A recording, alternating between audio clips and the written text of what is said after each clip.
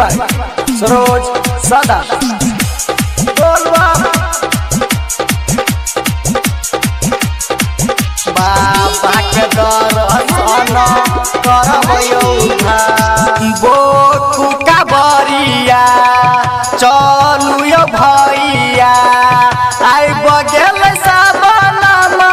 हिना यो भाई बोखु का बरिया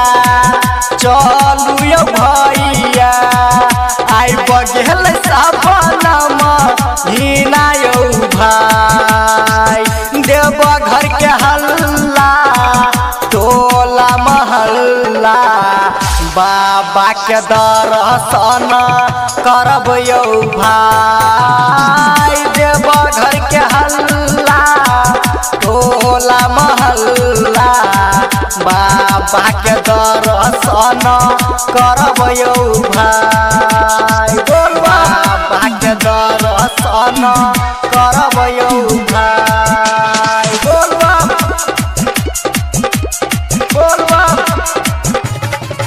बाबा के दर्शन करबयो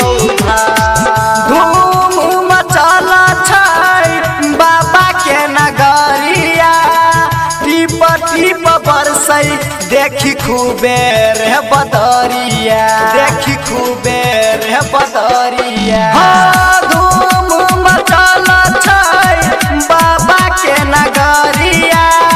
टीप टीप बरसै देखी खूबे रे बदरिया देव घर नगरिया चल भैया बाबा लाला एक पका गाजा हो भाई देव घर के होइया टोला में हल्ला बाबा के दर्शन करबयो भाई देव घर के होइया टोला में हल्ला बाबा के दर्शन करबयो भाई बोल बम recording by Mahalakshmi music Rampura बाजार बोल बम बाबा के दर्शन करबयो भाई बोल बम सोचल सपनमा पूरा क देलकै दर्शन करैला सरोज देव घर चललकै देव घर चललकै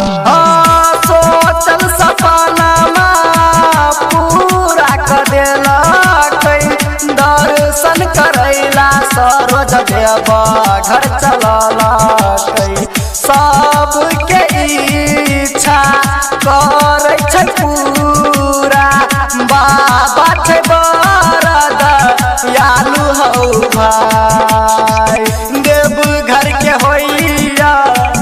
टोला में हाला बाबा के दर्शन करबयो भाई देव घर के होइया टोला में हाला